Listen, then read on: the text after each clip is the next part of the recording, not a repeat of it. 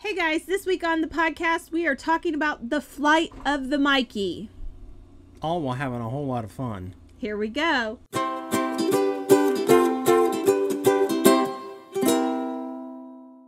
Hi, welcome back to As Goode as It Gets, the podcast. I'm Cris. And I'm Mikey. And this is a virtual chat from our camper kitchen table. We are right now in Joshua Tree, or close to it. We're in 29 Palms, California.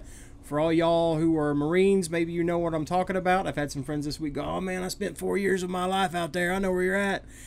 Which is near the Joshua Tree National Park. Yes. And it's awesome. We're having a blast. Yes. And we'll be moving on shortly, but we're soaking up the rays of California as we speak. Some of us more than others. I don't know how well you can see that in the camera, but that's red. You can see where that's not. It looks like I'm sporting IU. No, but so people keep asking me, well, doesn't he know he should wear sunscreen? No. I didn't think that we needed to, because it was like the day that we went out on a big hike, it was like 68 degrees. It was a cool day. And your wife didn't say... You might have mentioned it in passing. I might have mentioned it in passing. That it doesn't matter how hot it is outside. Well, I've learned my lesson, and next time we go out on a hike, I will be putting sunscreen on. I don't care if it's in the middle of the dark. Good. Because Good. that hurt. Now that we've got that taken care of. Okay, just so everybody knows, you were right. I was wrong. Alrighty. Well, as long as it means you're going to wear sunscreen, I don't care who's right. We've already established this in a previous podcast. You are victorious. Put on sunscreen. Very well. Oh, Very goodness. Well, so like we shared with you last week, we have structured these podcasts with 3 little segments. So let's start off with our Laugh Often for this week. I have a brilliant dad joke for this week. I love it. I just found it today. What do you call 2 monkeys sharing an Amazon account? Lucky? I don't know. Primates. You get a half a point for being about Amazon, because I love my Amazon deliveries. Yeah. Hey, by the way, there's an affiliate link down below if you want to use it for our Amazon account. You see how I segued that in real good? Oh my goodness. Yes, we'll have a link down below for some other things that we're going to talk about today. Yes.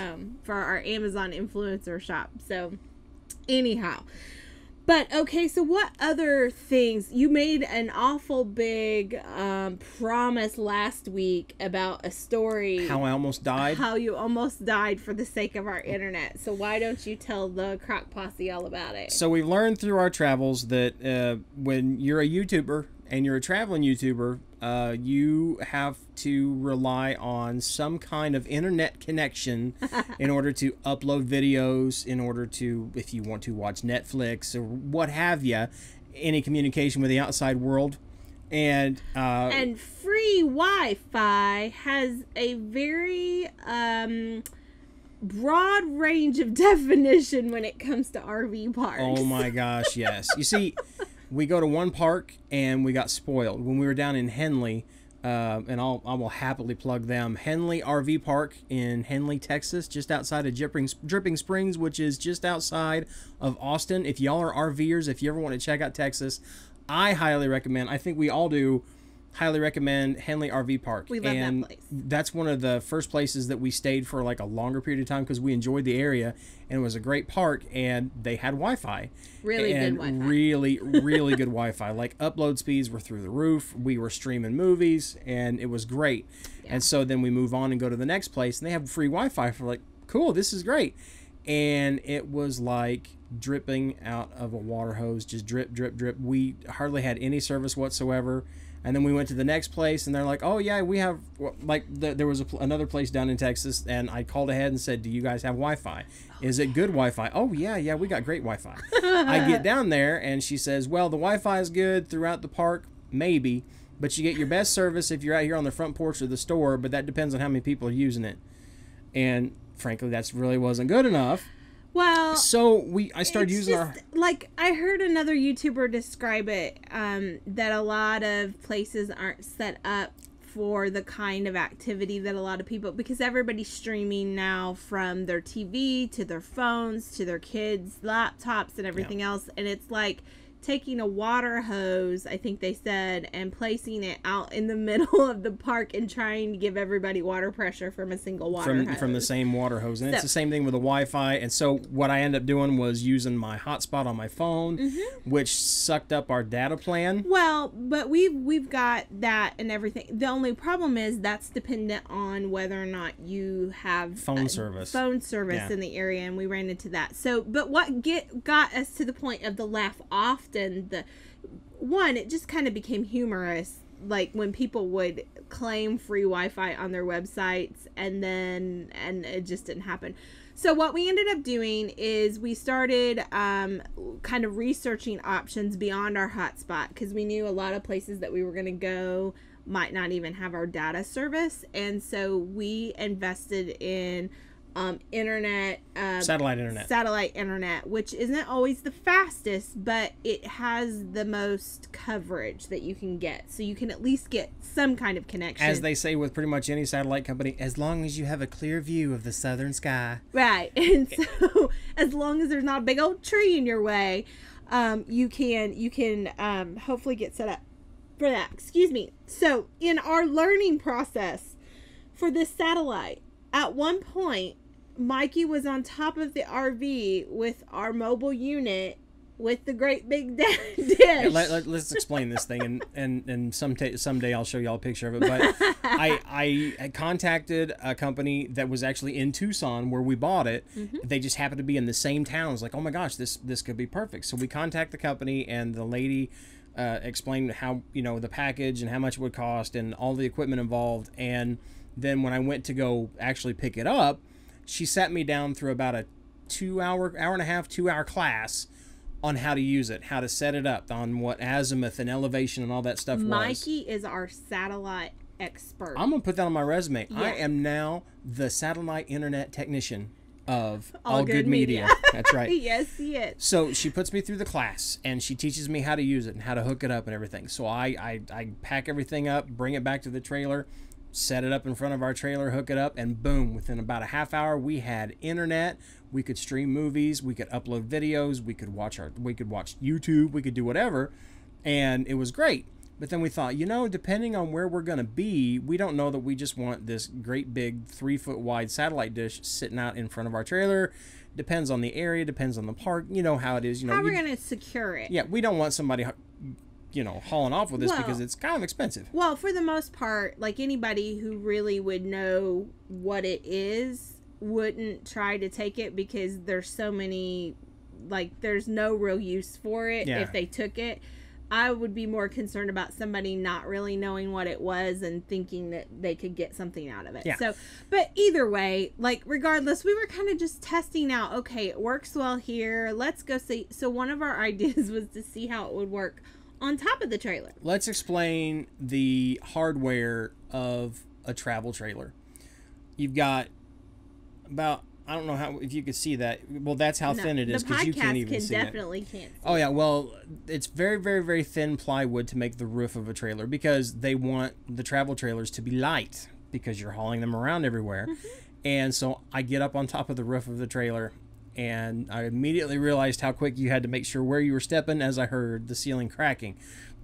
That should have been my first little inclination of, Mikey, you shouldn't be up here. But then I haul everything up there. We've got the dish and the stand and all the hardware, the radio transmitter. I've got 2 toolboxes up there, and people were walking by and looking at me like, what in the world is he doing? And if you've seen people with travel trailers, you know that they don't have the great big dishes anymore for the most part. Usually it's like a little bitty dome or maybe a small dish. This is not a small dish. It is a 3-foot in diameter circle. It's huge. So I get up there with all the equipment, get everything set up, and I get the stand set up, get all the cables put where they need to be. And then one of the last things I had to do was actually take the dish and mount it on the stand. And did I mention that we're in a desert, and the desert can get quite windy? Well, it was a little breezy that morning, but it wasn't super windy until I grabbed the dish. I pick up the dish, and both hands, because it's kind of heavy, and then this huge gust of wind comes through and sent me across the back end of that trailer. I could fly. I believe I can fly, and I just about did. Well, and we keep saying that, if the internet didn't work out, we have bought a sail for the trailer to help us with gas mileage. Right after that happened, a guy was walking by, and he goes, "That thing work?" I said, "Yeah, it makes one heck of a good sail." So I get it hooked up, set up on the trailer, get everything all strapped down, everything, and it worked fine. But then I realized that you can also tear up your roof doing that. So we won't be doing that in the future. We just decided, and our roof is fine. Everything is fine. Yeah. We just decided that we found other ways to secure it, and it'll be fine. But it just occurred to me as we were talking about this that y'all just better prepare yourself that most of our laugh oftens in this podcast are probably going to be related to RV living, because I do my own stunts. We find ourselves in all kinds of predicaments all the time. Yeah. We say laugh off, and pretty much we mean just laugh off and at my mistakes. Not like us, we both are like fumbling around trying to figure out. I think Addie told us today that we are two of the most accident-prone people. And we are. Yes, oh my gosh. Yes. So, alrighty. Moving on, let's talk about eating good food. Eating good food. There's been all kinds of good food this past week. You got some upcoming recipes you'll be seeing that are very, very good. Yes, and I will say, but going back to last week you guys saw how we turned our crock pot angel chicken into an Instant Pot recipe, and that's kind of become a little bit of a staple around here. Oh, I know another laugh often that relates to the angel chicken. Do tell. Well, when we were driving to come out to Joshua Tree, it was getting late in the day, and also late in the gas meter. And we found ourselves dead spot in the middle of the desert with no gas station. I forgot about that until you just mentioned it.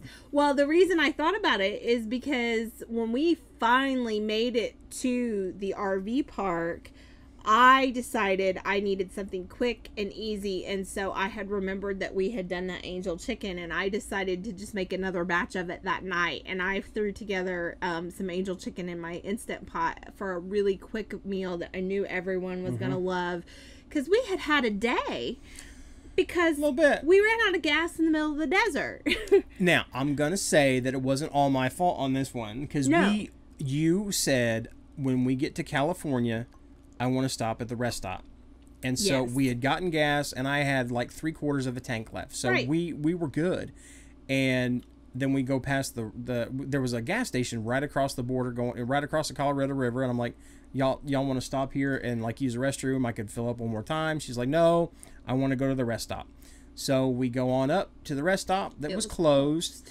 And so we're like, well, I guess we'll just keep driving. So we drive, and there were no more gas stations. Then we turn off the interstate and go on a highway, no gas stations. Then we turn off that highway, get on a 2-lane road, there were no gas stations. And I'm looking at my gas gauge, and it said that we had 100 miles left to go before we run out of gas. When you're hauling a trailer, you cut that in half, which means I had 50 to go. So we're driving, and then we get down to 30 miles left to go. And I finally said, okay, Google, where's the nearest gas station? And Google comes back, and she says, here's what I found for the nearest gas station. Your nearest gas station is 43.9 miles away. We had 30 miles left to go, which means we were going to be 13.9 miles away from a gas station whenever we went dry. Yes. So, but thankfully, because we have learned our lesson. Yes. Thank you, fellow YouTubers who have ran out of gas. Without a gas can. Yes. We always keep a spare gas can with us just in case, and it was my first and hopefully last time to use it. Yes, and so now we are going to invest in another gas can, so we have 2. Yes. Because we're like, oh my goodness, because I don't think we ever thought we were really going to have to use it. The only thing more embarrassing than running out of gas is not having it. Luckily, we had it, but it's still pretty embarrassing to be on the side of the road holding a gas can in the side of your truck while people are driving by. I don't think there's any shame in your game. You were prepared, and you'll see people driving around. I should have been a Boy Scout. You'll see people driving around here with like 4 or 5 cans like laced up on the back. Because I'll tell you what, I'm not even really that sure if we had stopped at that one gas station. I don't know that we would have been able to make it. Because it wasn't that far. I mean, even filling up. So anyhow, we just were, we just, the way that we came into and went through the desert, there just was nothing. And so I think those gas cans are really, really important. And so if you're ever going to be RVing or heck driving anywhere in a truck that doesn't have very good gas mileage. And for a tip, anytime you see the cheaper gas, buy as much of it as you can, because I was talking to a lady who actually lives here in this RV park, and she said that there's a place about 30 miles away from here, and it's the only gas station for 30, 40 miles, and they were like $2 a gallon more than anywhere else. So it's like, I'm like, in California, three and a half right now for gas is expensive, but but that's like the normal rate. She said the guy up there was the only gas station for miles was selling it for like $5.50 a gallon. Yeah, I'm pretty sure that the folks who are the islands or the oasis in the middle of the desert know that they are. They could sell gas and water for a premium. And I'm guessing that they probably have to pay more to have it shipped to them. That's true. So anyhow, don't find yourself at those places. Be prepared. Have some gas tanks, we have decided, but that all goes back to eating good food. I was able to throw that angel chicken in the Instant Pot again, and we made that. I think we showed that on the channel last week. And we've even kind of started adapting that recipe. But one of the really cool things that we did with the leftovers of that recipe is I put it in a container and put it in a cooler. And it's a really good cooler. It's a really good cooler. And then it also, we put it in the truck so that after our hike, we could use our little Coleman stove, which is propane gas. So you can actually use it in places where you can't have charcoal and all that kind of stuff. We use our little Coleman stove to heat up the leftovers, and we had that yummy angel chicken with fettuccine. It was really good. After one of our hikes in Joshua Tree, which was really, really nice. It was like, it's just kind of nice sometimes to have like a good meal instead of just always eating snacky foods or trail mix or like lunch meat and stuff like that especially when you're out there in the middle of the desert hiking. So that was kind of nice for us to be able to do that. And I have to say, the Coleman stove definitely has a nostalgia to it for me. That's how Mama used to make stuff. That's how my mom and my dad would feed us when we were traveling as a child. But also, coming up this week, we've got some yummy things that are going to come out on the channel. Yes. One of them, if y'all who have seen us do those Cola barbecue ribs. That we talk about all the time. Yeah. Cris says, I dream about them ribs. Yes. We're actually coming up in a couple weeks, three or 3 weeks, I think, out from you making those ribs in the Instant Pot. Yeah. But one of the other adaptations we did with that barbecue sauce recipe was with a pork shoulder. And it made some extremely good pork barbecue, pulled pork. And that'll be on the channel this week. Yes. So look for that, I think, and on then Thursday. There's going to be some leftover adaptation recipes coming up in the future with that as well. It also lets you guys see my first and maybe last encounter with a rattlesnake. But again, cliffhanger for the next time. Let's hope he's done with the rattlesnake. Yeah, I don't think we made friends. Yeah. So lots of yummy food on the channel. You're also going to see our video for our bacon broccoli chicken this week. And it is one of my absolute favorite dishes. It's a good way to get your kids to eat broccoli. Yes. Well, bacon, cheese, you can't go wrong. No. So that's the yumminess food. that's coming up this week. Why don't you talk a little bit about speaking life? What you got for a quote this week? Alrighty, our quote this week is short and sweet. It like me. is progress, not perfection. And so this is something I say, if you know me in real life, I say this all the time. I say this to my fellow bloggers and my girlfriends all the time about and I think even Miss Ad has a t-shirt that says perfection is boring. And so be imperfectly you. And so that doesn't mean that we don't always strive to be better or do better, but it means that we don't get so hung up on what perfection is that we don't try, or that we get scared to try, kind of thing. So also, I think another thing about that is our imperfections are the things that help connect us to people. When someone else can say, I struggle with that too, or I don't know how to do that, or that's something that's difficult for me, that's a lot easier to connect to than somebody who is always getting it right. Yep. So I'm definitely not one of those people that always gets it right. no, But when we first started doing the channel, you know, I was always struggling with, oh, I could have did this better. Oh my gosh, I could have done that better. I look at videos that I did just last week, and when I'm done and I get them uploaded, then I go, oh man, I should have did this better. I should have that better. But I think that we're getting better as we go. We're definitely better than when we started. We've changed a lot. We've evolved a lot. And that happens as you change your life. Yeah. You know, we're not at home, so we're not going to be at home in the kitchen. A lot of folks will ask and say, well, I kind of liked it when you just cooked. Well, sorry. You know, we're kind of in the middle of California right now.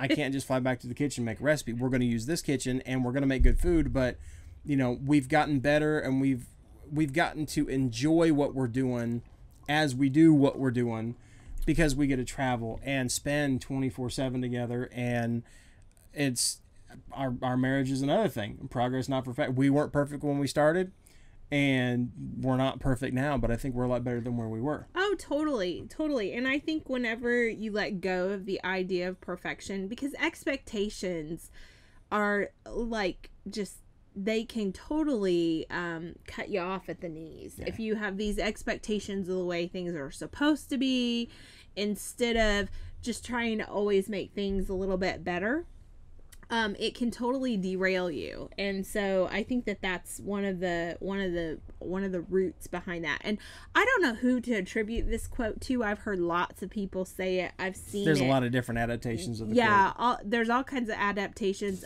It's something that, like I said, I say to my girlfriends all the time.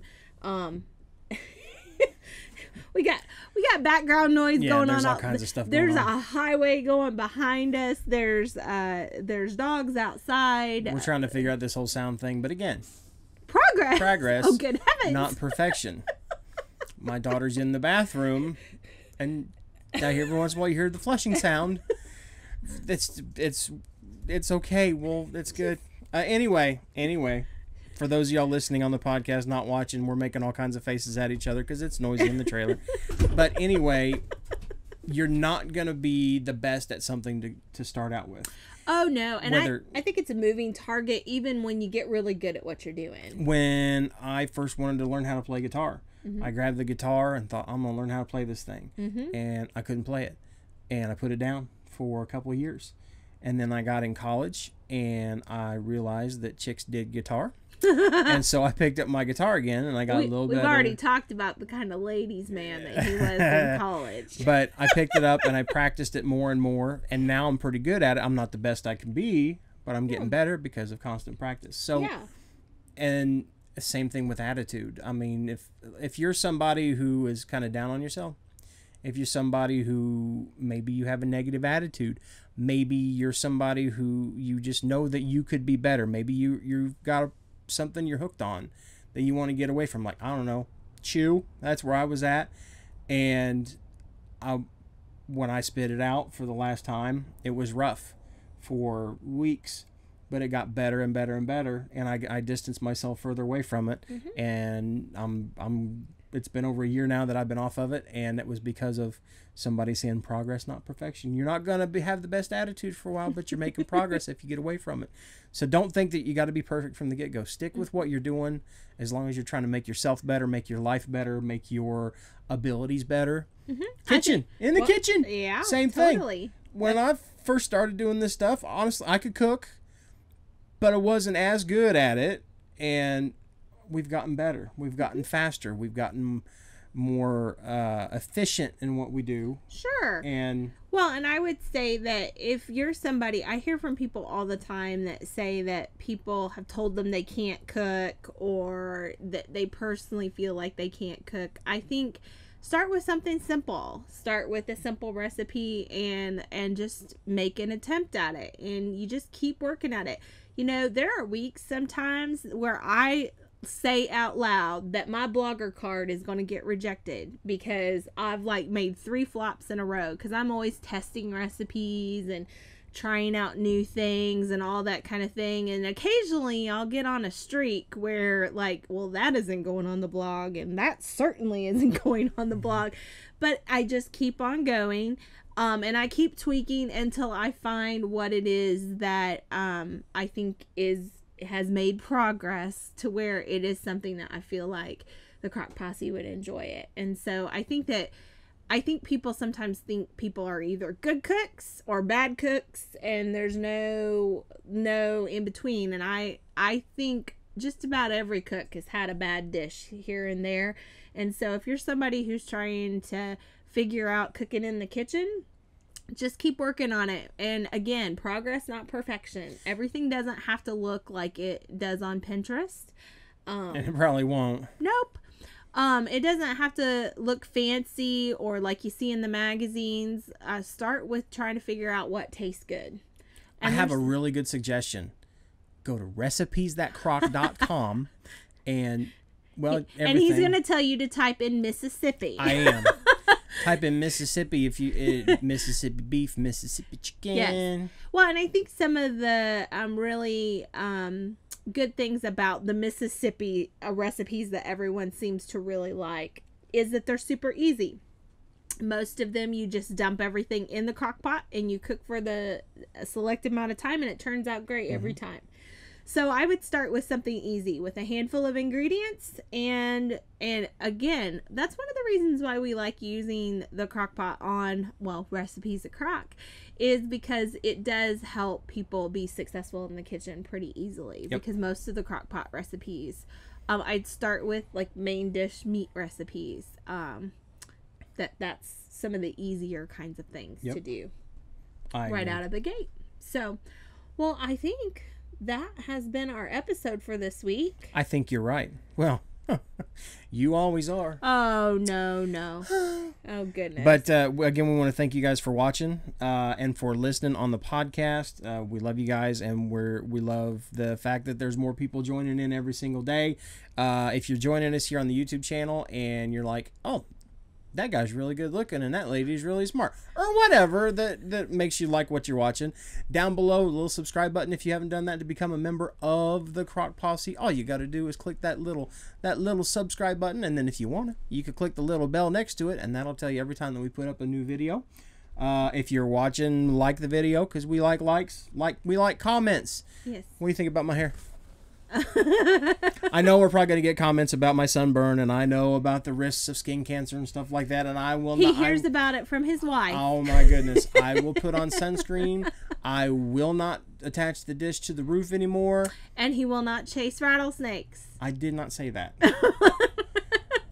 If you want to join us on a regular basis over on Instagram, we'd love to have you following us at Recipes at Crock. And then we also have a Facebook group, As Good As It Gets. We'd love to have you there as well. Now that's as GOODE as it gets. As much as I love Jack Nicholson, he can have his own page. We have ours.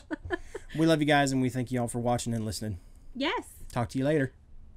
Oh, don't forget. Don't forget. Laugh often. Eat good food. Speak life. Bye, guys. Bye. Okay. I say things like, hey, y'all, this week on the podcast. Did you just shush me? Yes. Here we go. And remember, I know. Don't have to. I won't do it. Oh my god. It's like my face is on there and you just want to make out with it. Again. Hey guys, this week on the podcast, I don't even know anymore. Okay. Sorry. Hey guys. Oh, wait. Oh my gosh. Forgot to do this. Okay, we're good now.